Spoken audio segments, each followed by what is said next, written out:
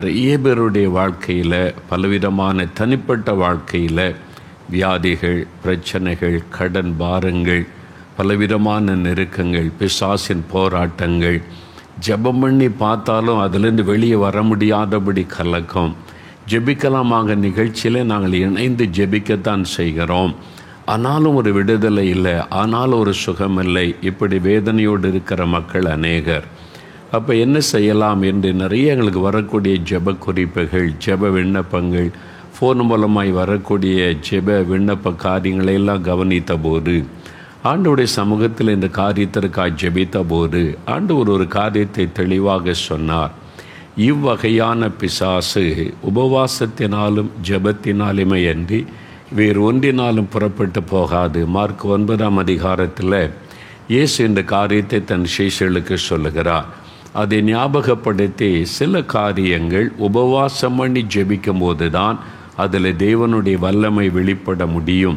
அந்த பிசாசின் கிரியைகள் அழிக்கப்பட்டு ஒரு விடுதலை பெற்றுக்கொள்ள முடியும் என்பதாக ஆண்டவர் பேசினார். நீங்கள் இப்போ ஜெபிக்க போகிறீங்க, உங்களோட இணைந்த நாங்களும் ஜெபிக்கிற ஆண்டவர் அற்புதம் செய்ய போகிறார். ஜெபத்தை கேட்கிற ஆண்டவர் உங்கள் பக்கத்தில் இருக்கிறார். அதனால் நம்ம ஜெபத்தோடு இருப்போம். நம்முடைய விண்ணப்பத்தை கேட்பவர், சுகம் தருபவர் உங்கள் பக்கத்தில் தான் இருக்கிறார்.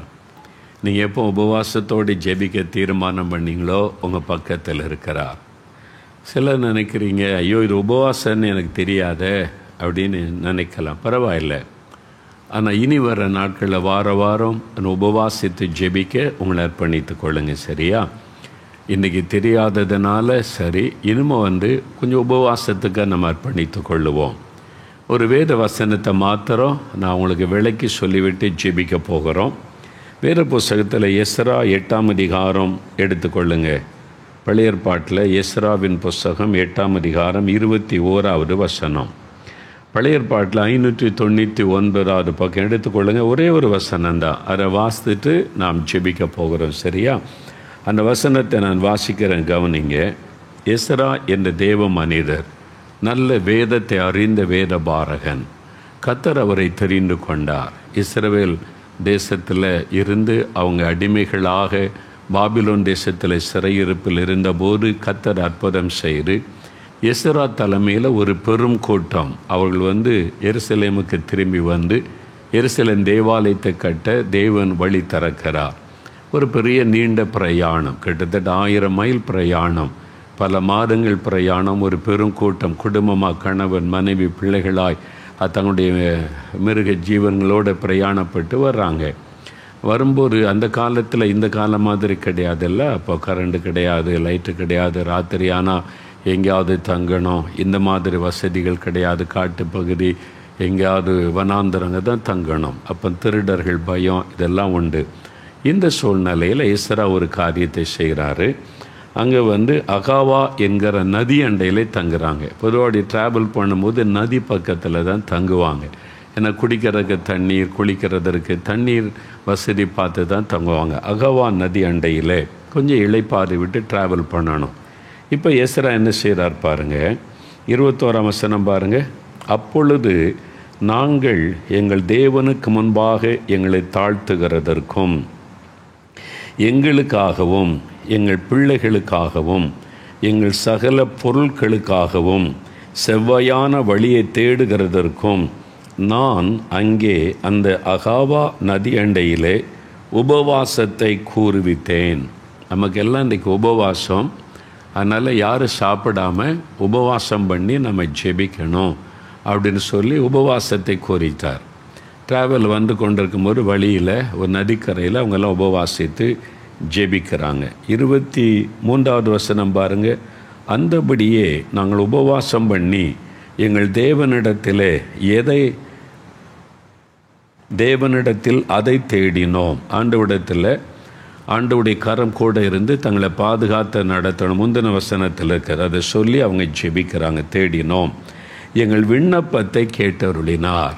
நாங்கள் உபவாசம் பண்ணி எங்கள் தேவனிடத்தில் நாங்கள் காரியத்தை வைத்து அவரிடத்தில் உதவியை தேடினோம், எங்கள் விண்ணப்பத்தை கேட்டருளினார். பார்த்தீங்களா? உபவாசம் பண்ணி அவங்க ஜெபித்த உடனே தேவன் அந்த ஜெபத்திற்கு பதில் கொடுத்தார். அவங்க வேண்டிக் கொண்டபடி செய்தார் என்று வசனம் சொல்லுகிறார். அப்போ இன்றைக்கு உங்கள் வீட்டில் நீங்கள் உபவாசத்தை ஜெபிக்கிறீங்க குடும்பமாக இல்லை. ஒருவேளை நீங்கள் நான் சொல்லிட்டேன், முதல்ல சிலருக்கு அது விளங்காமல் இருந்திருக்கும். அடுத்த வாரத்திலேருந்து ஃபாஸ்டிங் இல்லை, உபவாசிக்கணும். உபவாச ஜெபத்தை பற்றி ஆண்டவர் இயேசுவும் தெளிவாய் பேசியிருக்கிறார். மலை பிரசங்கத்தில் மத்திய 5, 6, 7 வசன அதிகாரங்களை வாசிக்கும் போது ஜெபத்தை குறித்து ஆண்டவர் சொல்கிறார், உபவாசத்தை குறித்து இயேசு பேசுகிறார்.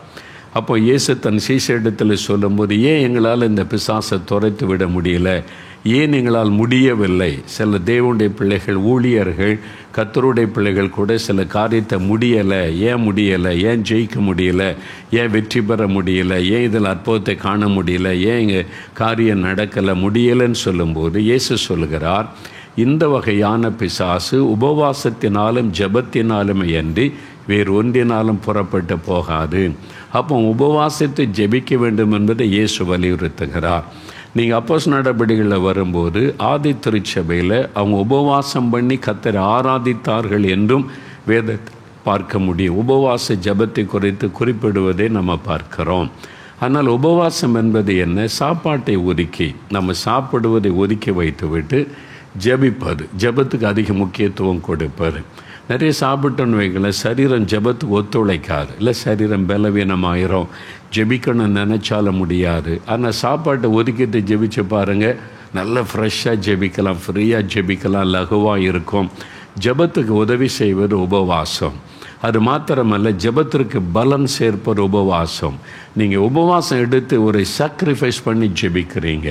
பைபிளில் பாருங்கள், மோசே அப்படி ஜெபித்தார், நெகேமியா ஜெபித்தார், எஸ்தர் அப்படி ஜெபித்தாங்க. இதெல்லாம் நம்ம பைபிளில் பார்க்குறோம். தானியேல் ஜெபித்தார் உபவாசம் பண்ணி.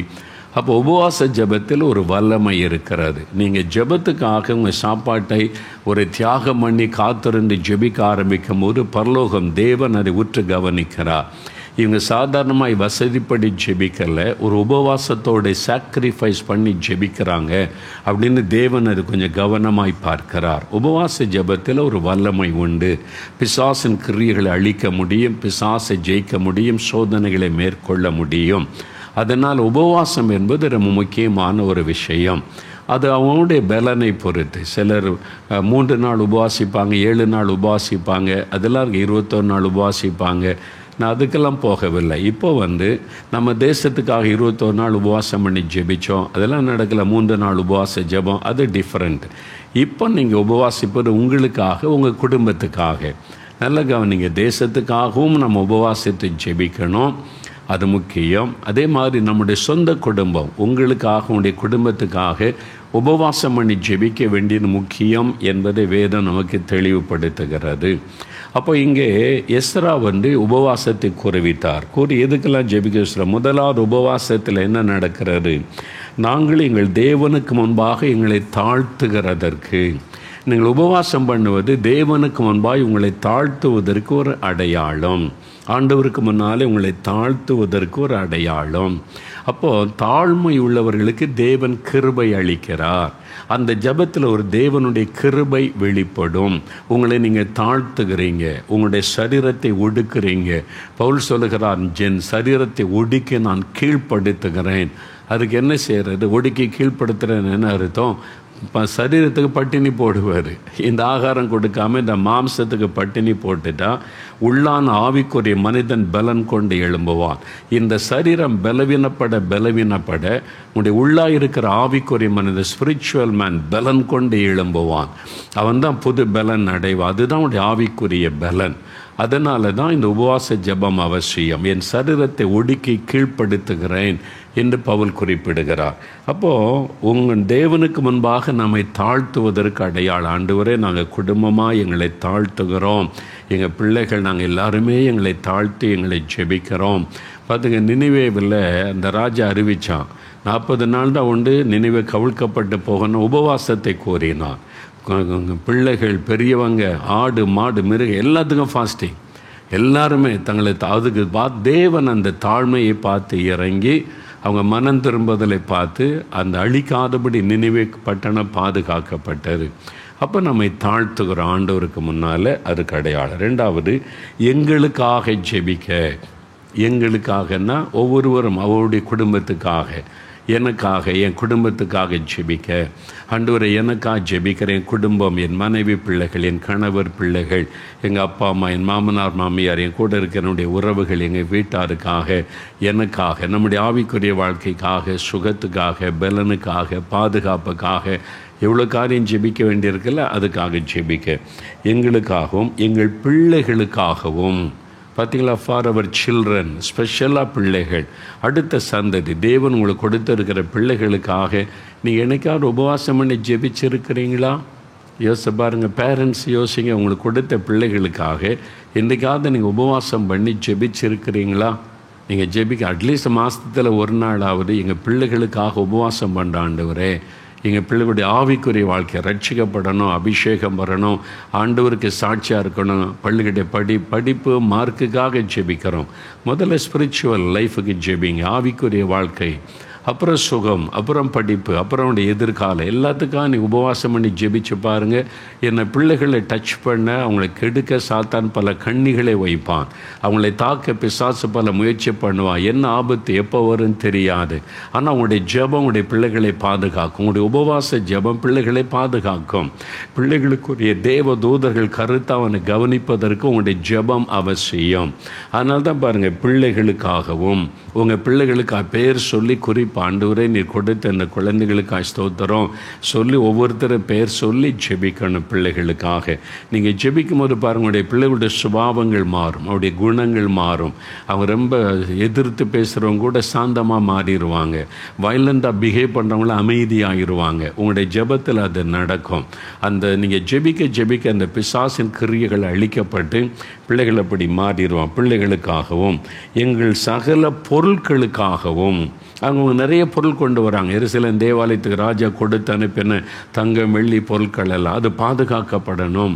இப்போ ஆண்டவர் உங்களுக்கு ஒரு வீடு தந்திருக்கிறாரு, அட்லீஸ்ட் ஒரு சைக்கிளாவது இருக்குல்ல, ஒரு சைக்கிள், அதில் ட்ராவல் பண்ணுறீங்க, பைக்கு, காரு, உங்களுடைய நிலங்கள், தோட்டங்கள், அது பாதுகாக்கப்படணும்ல. அப்போ அதுக்கு நீங்கள் ஜெபிக்கணும். ஆண்டவரே, என்னுடைய சைக்கிள், பைக்கு, காரு, எங்களுடைய தோட்டம், துறவுகள், பிஸ்னஸ், எங்கள் வீடு எல்லாத்திலும் நம்முடைய பாதுகாப்பு இருக்கணும். நீங்கள் அதை பாருங்கள், இந்த பாதுகாப்பு எடுக்கப்பட்ட உடனே சாத்தான் பாருங்கள் ஒரு காற்றை அனுப்பி யோபுடைய பிள்ளைகளுடைய வீடு நொறுங்கி விழும்படி செய்து விபத்தை உண்டாக்கி எல்லாரையும் கொன்னுட்டான். அது எப்படி செய்தான்? கர்த்தர் அனுமதி கொடுத்ததுனால. அப்போ ஜெபிக்கும் போது தேவன் வேலி அடைத்து பாதுகாக்கிறார். அப்போ உங்களுடைய பொருட்களுக்காக ஜெபிக்கணும். எங்களுடைய பொருட்களை எல்லாம் ஒப்பு கொடுக்குறோம், உங்களுடைய பாதுகாப்புகளை வைத்துக்கொள்ளும், அதை திருடர்கள் தொடக்கூடாது, சேதம் வரக்கூடாது, உங்களுடைய பாதுகாப்பில் இருக்கணும். அப்படி நம்ம ஜெபிக்கணும் உபவாசம் பண்ணி. பிஸ்னஸ் செய்கிறவங்க உங்களுடைய வாகனங்கள், உங்களுடைய கடை, உங்களுடைய தொழில் ஸ்தாபனம், உங்களுடைய ஃபேக்ட்ரி, அதில் இருக்கிற எந்திரங்கள் எல்லாத்துக்காக நீங்கள் ஜெபிக்க வேண்டும். நாங்கள் பாருங்கள், ஊழியத்தங்க கேமராக்காக ஜெபிக்கிறோம், இந்த மாதிரி எடிட்டிங் மிஷினுக்காக ஜெபிக்கிறோம், மைக்கு வயருக்காக கூட நாங்கள் ஜெபம் பண்ணுவோம். தெரியுமா அவங்களுக்கு? வயருக்காக கூட ஜெபம் பண்ணுவோம். அதில் கர்த்தருடைய பாதுகாப்பு இருக்கணும், சாத்தா டிஸ்டர்ப் பண்ணிடக்கூடாது. ஒவ்வொன்றுக்கும் நம்ம ஜெபிக்கணும். பாருங்கள், பொருட்களுக்காகவும். அப்புறம் செவ்வையான வழியை தேடுவதற்கு தான் தேவ சித்தத்தை. ஆண்டவரே, சரியான வழியில் எங்களை நடத்தும், நாங்கள் தப்பான வழியில் போயிடக்கூடாது. நீண்ட தூரம் 1000 மைல் பிரயாணப்படுறோங்க, தப்பாக போயிட்டா டேஞ்சர் ஆயிரம். சரியாக வழி நடத்தும். நம்முடைய வாழ்க்கை பிரயாணத்தில் நிறையா அந்த தடைகள் வரும். ரெட்டை பழிவார், இந்த வழியில் போகலாமா, இந்த வழியில் போகலாமா, அன்றைக்கி வரும். இதை தெரிந்தெடுக்கலாமா, அதை தெரிந்தெடுக்கலாமா. நீங்கள் சொல்லணும், தேவ சித்தம் எங்களுக்கு வெளிப்படுத்தப்படணும். நான் தடுமாறக்கூடாது, என் வாழ்க்கையில் கரெக்டான பாதையில் போகணும், வழி நடத்துதலை தாரும், தவறான வழியை அடைச்சி சரியான வழியிலே நடத்தும். அப்படிலாம் நம்ம ஜெபிக்கணும். அப்போ நீங்கள் ஜெபிக்கும் போது கர்த்தர் அழகாக கரெக்டாக நடத்துவார். அப்போ இதுக்கு உபவாச ஜெபம் அவசியம். அதனால் அப்படி ஜெபிக்கணும். வாரத்தில் 2 நாள் வழக்கமான ஒரு ஜெபம். சில சமயத்தில் ஒரு மாற்றம் வரும். ஒரு நாள் உபவாசம் பண்ணி எனக்காக, என் குடும்பத்துக்காக ஜெபம் செய்வேன். அதாவது என்னுடைய பர்சனல், என்னுடைய ஆவிக்குரிய வாழ்க்கை, என்னுடைய ஆண்டவரோட ஐக்கியம், என்னுடைய ஊழிய காரியம், எனக்காக, என்னுடைய ஆவிக்குரிய பலனுக்காய் ஒரு நாள் நான் ஜெபம் செய்வேன். அப்புறம் என்னுடைய ஃபேமிலி, என்னுடைய மனைவி, என்னுடைய மகள், அவங்களுடைய பாதுகாப்பு, அவங்களுடைய காரியங்களுக்காக ஒரு நாள் ஜெபம் செய்வேன். ஒரு நாள் தேசத்துக்காக உபவாசம் பண்ணி ஜெபம் செய்வேன். என்னுடைய தேசம், என்னுடைய மக்கள் ரட்சிக்கப்படணும், நீங்கள் இந்த எழுப்புதல் திட்டம் நிறைவேறணும், அப்படி ஜெபிப்பார். இது போக ஊழியங்கள் வரும்போது நிறைய ஃபாஸ்டிங் ப்ரேயர், வாழ்க்கையில் பாதி நாள் உபவாசத்திலே போயிடும். நிறைய உபவாச ஜெபங்கள் எங்களுக்கு இருக்கும். கூட்டம் அதெல்லாம் வரும்போது உபவாசம் பண்ணி ஜெபிப்பார், அது இருக்கும். ஆனால் ஒரு வழக்கமான கிரமமான உபவாசம் நமக்கு அவசியம். நீங்கள் யோசித்து பாருங்கள், நீங்கள் அப்படி செய்கிறீங்களா? நிறைய கிறிஸ்தவங்க அதை மிஸ் பண்ணிட்டாங்க. அதுவே நமக்கு ஒரு பெரிய தவறான ஒரு காரியம் கூட. நம்ம அதை பின்பற்றணும், பிள்ளைகளுக்கு சொல்லிக் கொடுக்கணும். இன்றைக்கி உபவாச நாள், அதனால் இன்றைக்கி சாப்பாடு, ஒரு வேளை பிள்ளைகள் சாப்பிடலைன்னா செத்தே போக மாட்டாங்க, பயப்படாதங்க, சொல்லிக் கொடுங்க. இது பட்டினியில் உபவாசம். உபவாசமும் ஜெபத்தையும் பிரிக்க முடியாது. இயேசு சொன்னார், உபவாசத்தினாலும் ஜெபத்தினாலும் அன்றி உபவாச ஜெபம் என்று தான் பெயர். அப்போ சாப்பாட்டை ஒதுக்கி விட்டு ஜெபம் செய்வார். ஜெபிக்காமல் நீங்கள் சாப்பிடாமல் இருந்து ஜெபிக்காமல் இருந்தீங்கன்னா அது பட்டினி, அது உங்களை பாதிச்சிரும். அப்போ தான் வியாதி வரும்.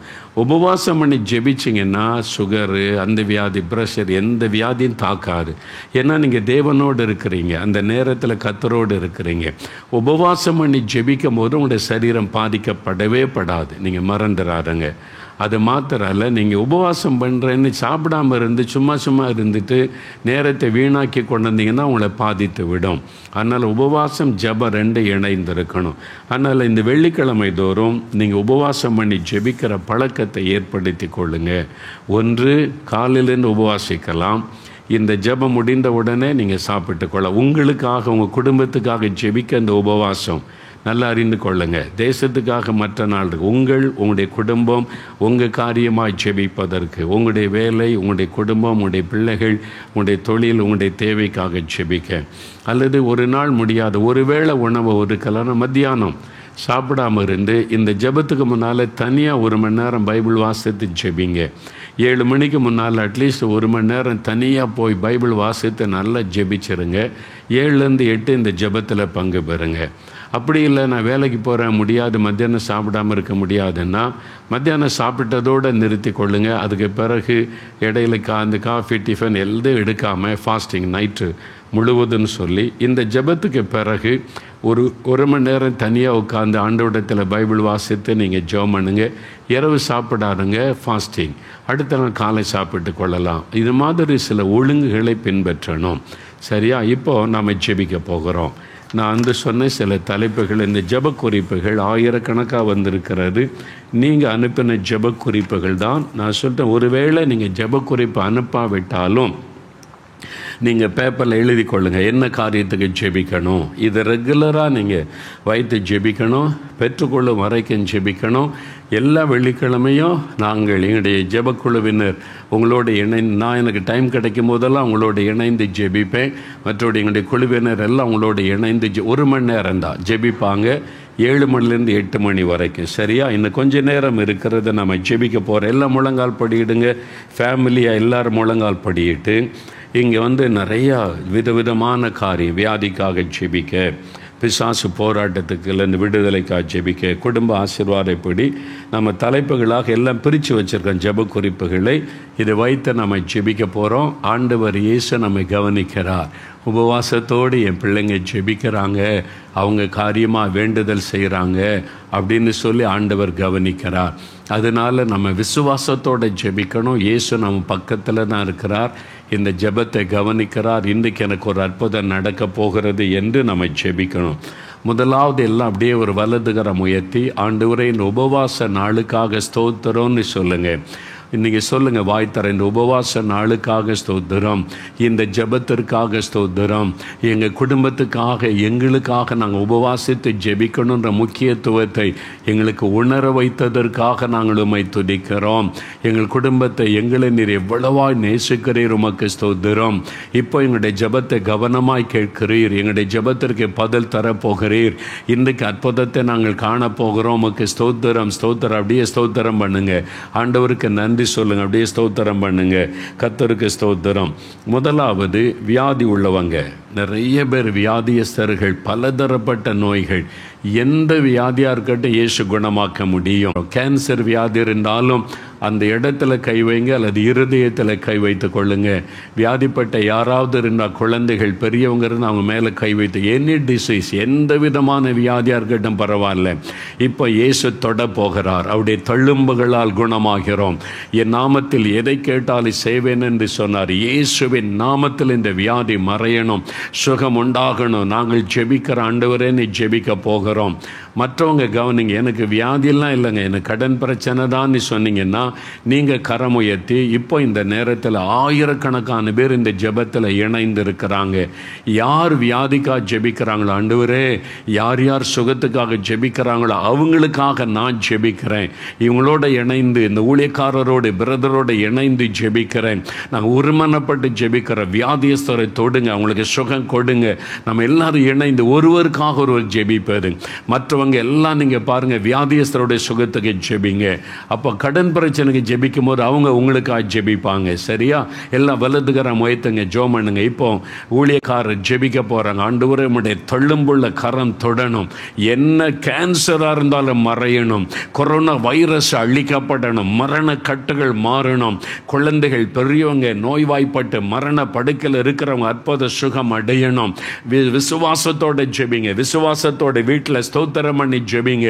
இயேசுவின் நாமத்தில் நாங்கள் ஜெபிக்கிறோம்னு சொல்லி தைரியமா ஜெபிங்க, விசுவாசத்தோட ஜெபிங்க. அற்புதம் நடக்க போகிறது. ஊழியக்காரரோடு இணைந்து ஜெபிங்க. பரலோகத்தின் தேவனே, நாங்கள் நன்றி செலுத்துகிறோம்.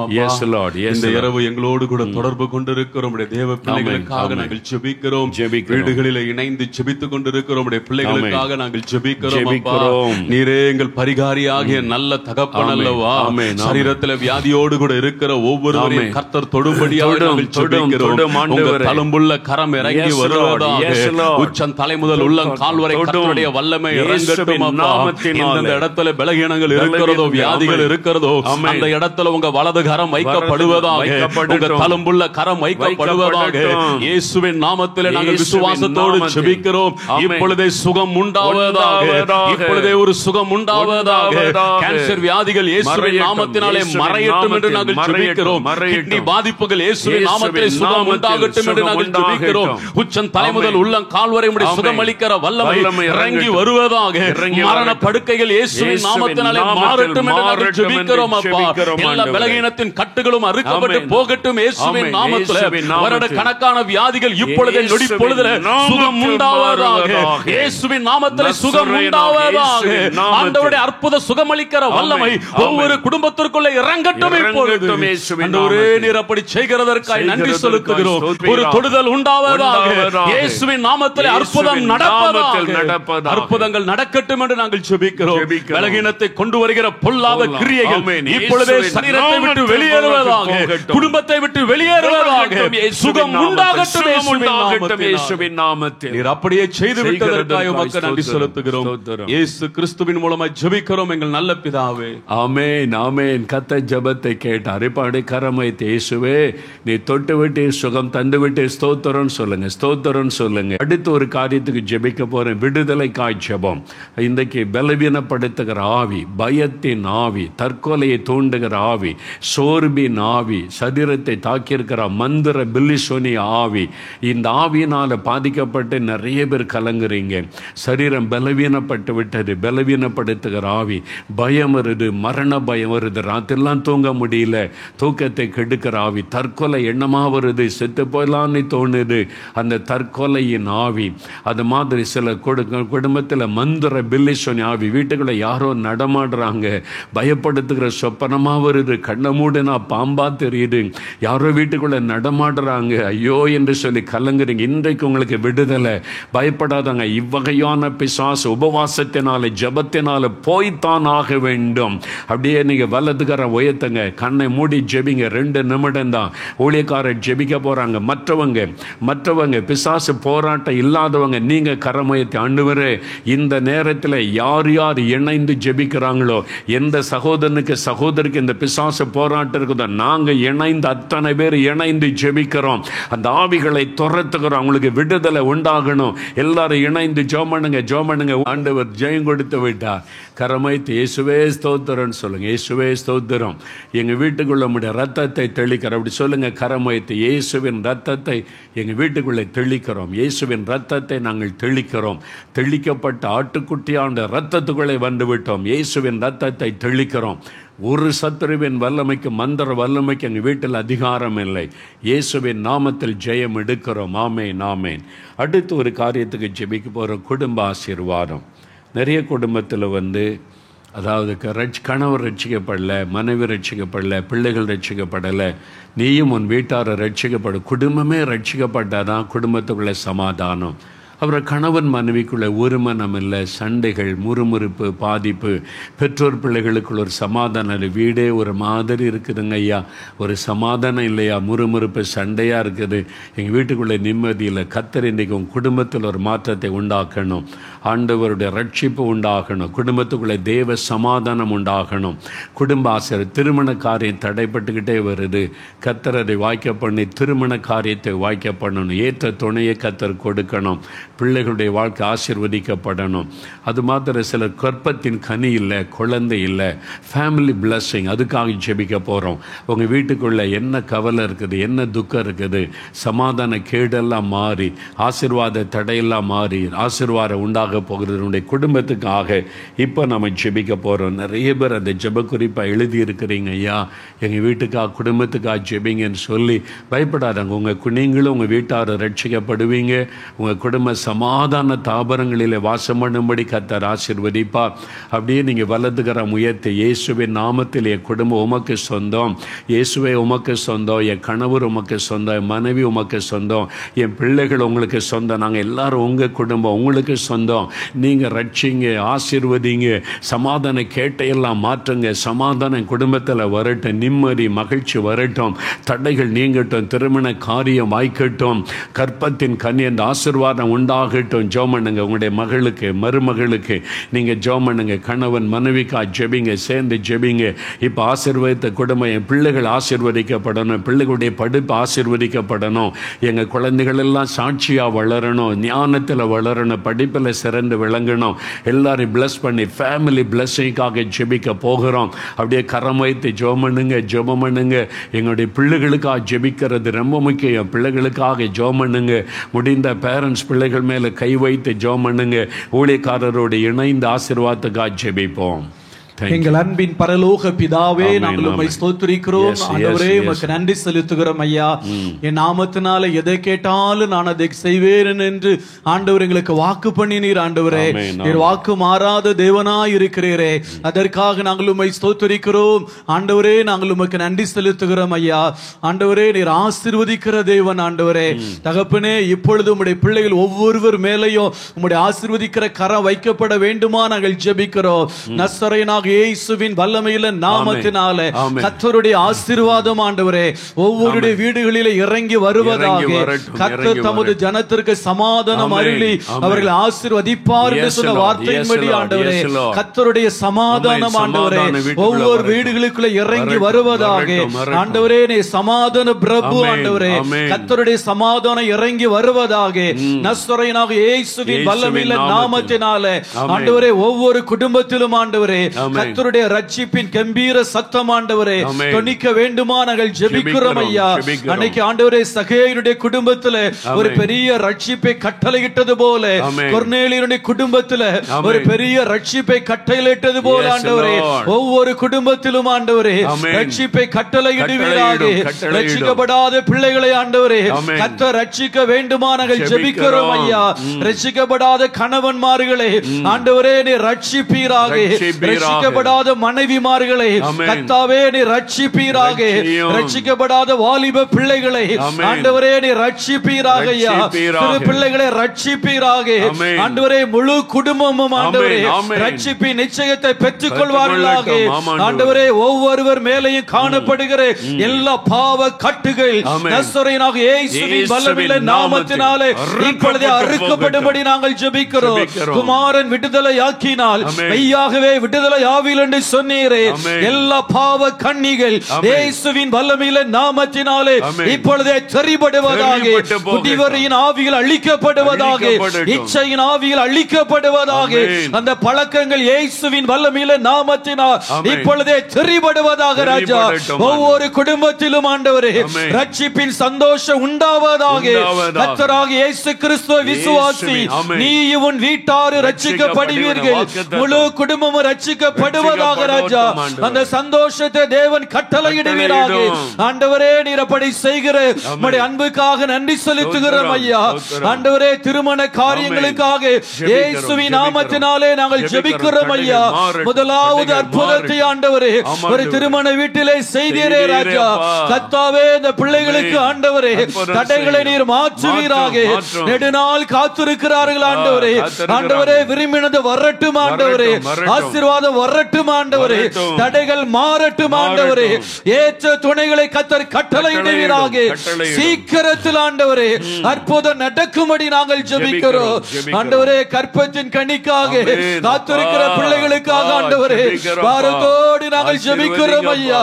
வருஷ கணக்காக காத்திருக்கிறார்கள் ஆண்டவரே. நிந்தைகளுக்கு நடுவில் இருக்கிறார்கள் ஐயா. அவமானத்துக்கு நடுவில் இருக்கிறார்களே ஆண்டவரே. அந்நாளை கடாட்சித்த எங்கள் தேவம் ஆண்டவரே. ஆண்டவரே இந்த பிள்ளைகளுக்கு இறங்குவீராக. இயேசுவின் வல்லமையில நாமத்தினாலே ஒவ்வொரு கற்பங்களையும் கர்த்தாவே நீ தொடுவீராக ராஜா. இயேசுவின் வல்லமையில நாமத்தினாலே இப்பொழுது ஒரு குழந்தையை நீர் வைப்பீராக ஆண்டவரே. ஒரு பிராண உற்பத்தி கால திட்டத்தில் ஆண்டவரே ஒரு குழந்தையை கையில் ஏந்தி ஆண்டவரே மகிமைப்படுத்துவார்களாக. இயேசுவின் நாமத்தினாலே ஆண்டவரே இப்பொழுது அந்த ஆசீர்வாதம் ஒவ்வொரு குடும்பத்தில் இறங்கி வருவதாக. அவமானங்கள் மாறுவதாக. நிந்தைகள் மாறுவதாக ராஜா. கற்பத்தின் கனி கர்த்தரால் ஒரு சுதந்திரம். அந்த சுதந்திரத்தை கர்த்தர் கட்டளையிடுவீராக. தகப்பனே விசேஷமாக பிள்ளைகளுக்காக நாங்கள் ஜெபிக்கிறோம் ஆண்டவரே.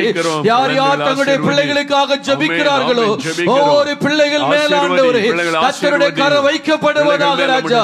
உன் பிள்ளைகள் கர்த்தரால் போதிக்கப்பட்டிருப்பார்கள். அவருடைய சமாதானம் பெரிதாக இருக்கும் என்று சொன்னீரே. இயேசுவின் வல்லமையில நாமத்தினாலே ஒவ்வொரு சிறு பிள்ளைகளை ஆசீர்வதிப்பீராக. அவருடைய படிப்பை நீர் ஆசீர்வதிப்பீராக. உமக்கு பிரியமான பிள்ளைகளாக வளர ஆண்டவரே கிருபை செய்வீராக. ஒரு சிறு சாமுவேலை போல உம்முடைய சத்தத்தை கேட்டு வளர ஆண்டவரே உதவி செய்வீராக. வாலிப பிள்ளைகளுக்காக ஜெபிக்கிறோம் ஐயா. கர்த்தர் இந்த பிள்ளைகளை ஆசீர்வதிப்பீராக. அவருடைய படிப்பை நீர் ஆசீர்வதிப்பீராக. மேல் படிப்பை நீர் ஆசீர்வதிப்பீராக. தேவைகளை சந்திப்பீராக. ஒரு குறையில்லாதபடி நடத்துவீராக ராஜா. பிள்ளைகள் காரியங்கள் எல்லாவற்றையும் ஆண்டவரே நீர் பொறுப்பெடுப்பீராக ராஜா. பிள்ளைகளை குறித்து வேதனையோடு இருக்கிற பெற்றோர்களை ஆண்டவரே நீ சந்தோஷப்படுத்துவீராக. பிள்ளைகளை வர்த்திக்க பண்ணுகிற தேவன் ஐயா. சந்ததியின் மேல ஆசீர்வாதத்தையும் சந்தானத்தின் மேல் ஆவியை ஊற்றுகிற தேவன் ஐயா. அப்படியே நீர் ஊற்றும்படியா நாங்கள் ஜெபிக்கிறோம். தேவரீர் அப்படி செய்கிறதற்காக ஸ்தோத்திரம்.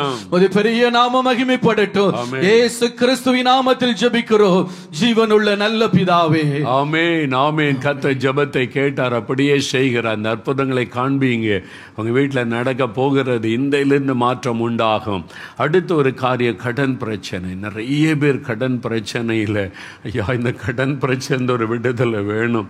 இஎம்ஐ நீ கட்டி கட்டி கட்டி வாழ்நாளெல்லாம் கடன் பிரச்சனை. சம்பாதிக்கிற பணம் எல்லாம் வட்டிக்கே போயிடுது. கஷ்டப்பட்டு சம்பாதிக்கிற பணம் வட்டிக்கே போகுது. ஆண்டவர் சொன்னது நீ கடன் வாங்குவதில்லை கடன் கொடுப்பாய் என்று ஆண்டவர் சொன்னார். இந்த கடன் பிரச்சனை முழுமையான ஒரு விடுதலை பெறணும். அதுக்காக ஜெபிக்க போகிறோம். பொருளாதார ஆசீர்வாதம். வருமானம் இல்லை ஐயா. லாக்டவுன். வருமானம் இல்லை. வருமானத்துக்கு வழி இல்லாத நிலைமை. வேலையில் பாதிப்பு, பிஸ்னஸில் பாதிப்பு, கடை திறக்க முடியல, வருமானம் இல்லை, பொருளாதார பாதிப்பு. அதனால் வறுமை வீட்டுக்குள்ளே. ஐயோ ஒரு பொருள் வாங்க முடியல, நல்ல ஒரு சாப்பாடு பிள்ளைகளுக்கு கொடுக்க முடியல, உடை வாங்கி கொடுக்க முடியல, பிள்ளைகளை நல்ல இதில் ஒரு படிக்க வைக்க முடியல, பொருளாதார பாதிப்பு. பொருளாதார ஆசீர்வாதத்துக்கு ஜெபிக்க போகிற கடன் பிரச்சனை மாறணும். இந்த வறுமை நீங்கணும். சிலுவையில் இயேசு தரித்திரர் ஆனார் நமக்காக. நம்முடைய தரித்திரத்தை மாற்ற அவர் தரித்திரராக இந்த உலகத்தில் வந்து சிலுவையில் எல்லாவற்றையும் இழந்து தொங்கினார். காரணம் நம்முடைய தரித்திரத்தை மாற்ற. தரித்திரம் என்கிற சாபம் இன்றைக்கோட மாறணும். கடன் பிரச்சனையை என்கிற சாபம் மாறணும், அதில் ஒரு விடுதலை வரணும். கர்த்தர் உங்களுக்கு விடுதலை தருவார்.